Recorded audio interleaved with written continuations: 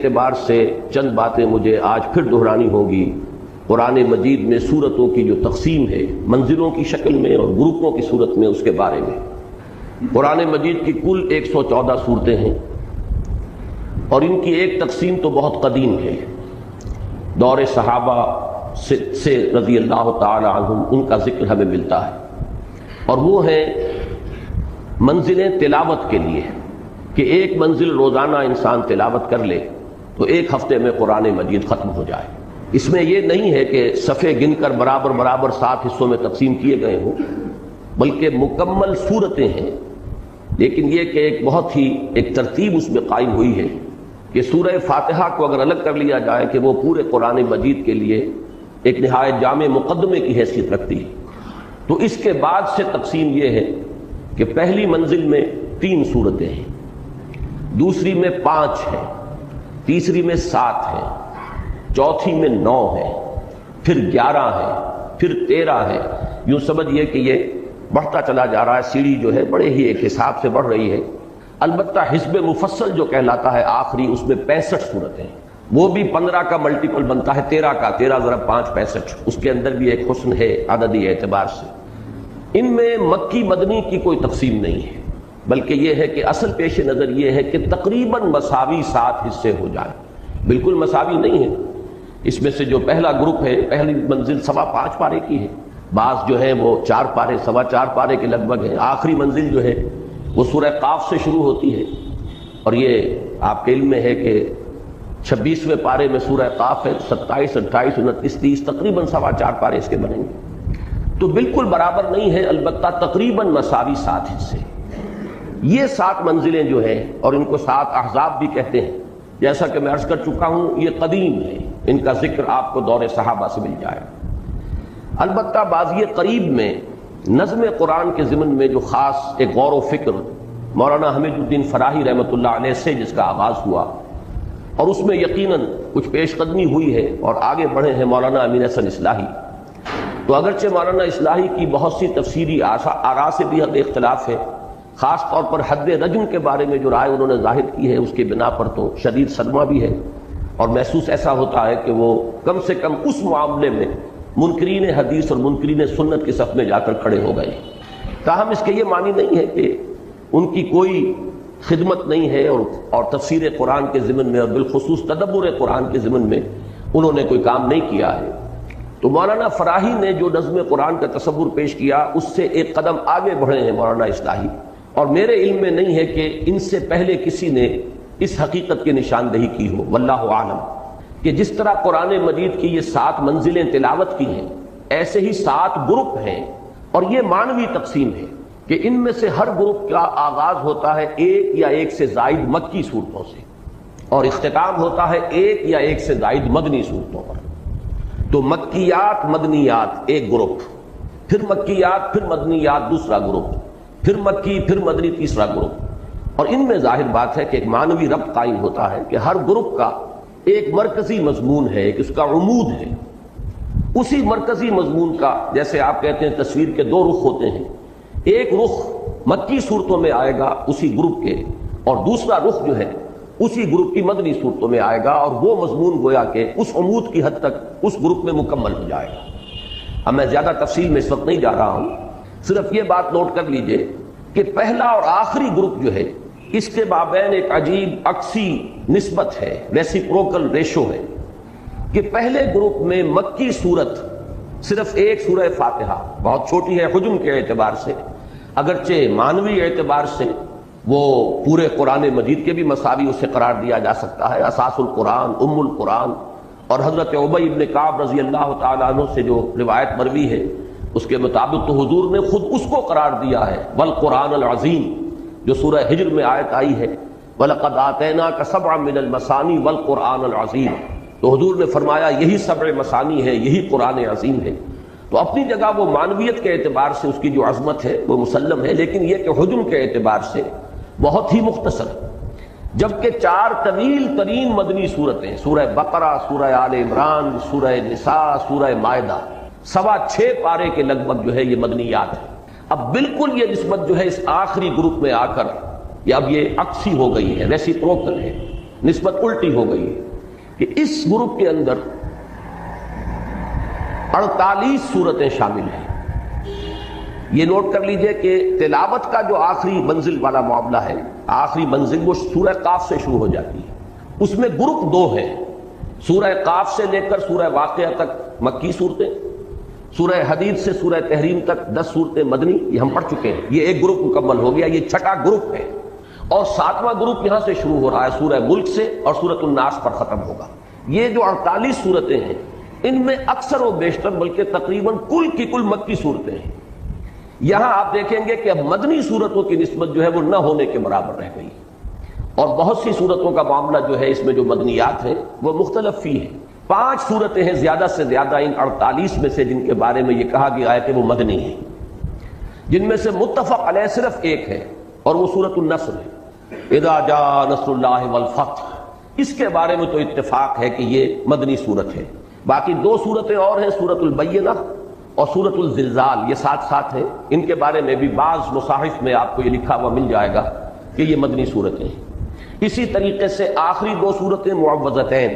ان کے بارے میں بھی یہ رائے ہے، لیکن میں نے دیکھا ہے کہ بہت سے حضرات ان کو بھی مکی صورتیں قرار دیتے ہیں، تو گویا کہ کل 5 صورتیں بنتی ہیں جن کے بارے میں یہ رائے ہے ان 48 میں سے کہ یہ مدنی ہیں۔ ان میں سے بھی 4 مختلف فی ہیں، متفق علیہ جو ہے وہ صرف ایک صورت بنتی ہے، وہ سورۃ النصر ہے۔ میری اپنی ایک رائے ہے اس کے ضمن میں، لیکن اول تو یہ کہ میں اس پر فی الحال جازم نہیں ہوں، جب اس مقام پر پہنچوں گا تو انشاءاللہ اپنی ایک رائے حتمی طور پر قائم کروں گا۔ مولانا اصلاحی صاحب کی چونکہ ذکر سے بات شروع ہوئی تھی تو یہ عرض کر دوں کہ ان کے نزدیک آخری 5 صورتیں مدنیات ہیں، سورۃ النصر، اس کے بعد سورۃ اللہب اور پھر سورہ اخلاص اور معوذتین۔ اور اس میں اب یہ بات بڑی عجیب ہے کہ جہاں تک سورۃ اللہب کا تعلق ہے اس میں تقریباً اجماع ہے کہ وہ مکی صورت ہے، ابتدائی دور میں نازل ہوئی ہے، جبکہ حضور نے اپنا پہلا خطبہ ارشاد فرمایا تھا کوہ صفا پر کھڑے ہو کر، اور ابو لہب نے اس وقت وہ بہت ہی گستاخانہ الفاظ استعمال کیے تھے، تبا لکا لہذا جمعتنا، تو تقریباً اجماع ہے کہ اس پر یہ صورت نازل ہوئی، تبت یدا ابی لہب وتب۔ لیکن مولانا اصلاحی صاحب کی اپنی ایک تعویل ہے، انہوں نے اسے مدنی صورت قرار دیا ہے۔ تو بہرحال میں ابھی اپنی رائے جو ہے جیسا کہ میں نے عرض کیا آپ کے سامنے پیش نہیں کر رہا، اس وقت صرف یہ بیان کرنا مقصود تھا کہ پہلے گروپ اور آخری گروپ میں یہ ریسیپروکل ریشو ہے، عکسی نسبت ہے، کہ پہلے گروپ میں تقریباً تمام صورتیں 6.25 پارہ اور یہ مدنیات پر مشتمل ہے، اور مکی صورت صرف سورہ فاتحہ ہے۔ اسی طریقے سے آخری جو یہ گروپ ہے سورہ ملک سے سورۃ الناس تک،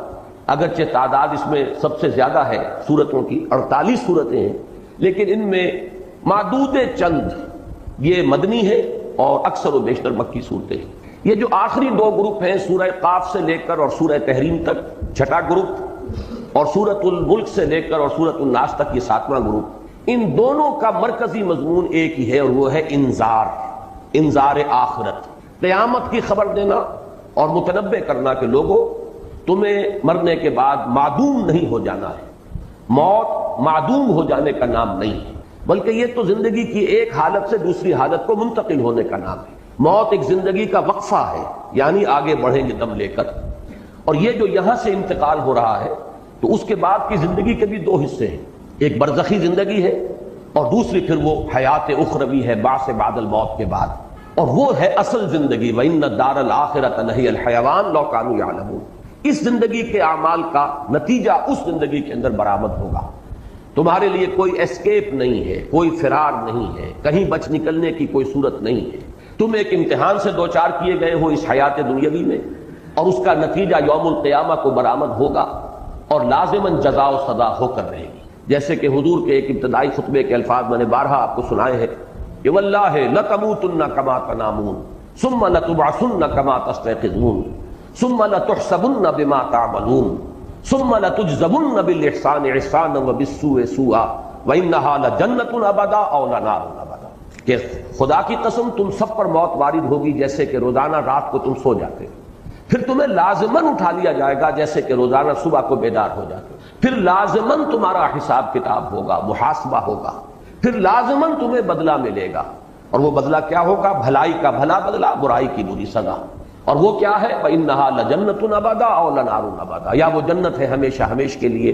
اور یا وہ پھر آگ ہے ہمیشہ ہمیشہ کے لیے، جہنم ہے ہمیشہ ہمیشہ کے لیے۔ یہ ہے اصل میں کہ جو ان صورتوں کا بالخصوص اس کی جو مکیات ہیں ان کا مرکزی مضمون ہے۔ اس میں خاص طور پر وہ انداز جو ہے جو اب ہم اس آخری گروپ میں دیکھیں گے وہ ہے چونکا دینے والا انداز۔ ایسا انداز ہے کہ جیسے ایک ایسی بات کہی جا رہی ہو کہ جو لوگوں کے ذہن سے بالکل ہی جس سے ذہول ہو چکا تھا، ذہن سے دور ہو چکی تھی، اور جس سے کہ اچانک ایک چہمے گوئی شروع ہو گئی۔ چنانچہ یہ تیسری سورت جو آئے گی اس 29ویں پارے میں، الحاقہ ملحاقہ وما ادراک ملحاقہ، اب یہ انداز جو ہے پھر آخری پارے میں آپ کو ملے گا یہی انداز، القارعہ ملقارعہ وما ادراک ملقارعہ۔ یہ انداز جو ہے اس سوتوں کو جگانے کا انداز ہے، نیند کے باتوں کو بیدار کرنے کا انداز ہے، جھنجھوڑنے کا انداز ہے، کچھ سوچیں غور کریں۔ اسی طریقے سے سورۃ القارعہ کے بعد جو آئی،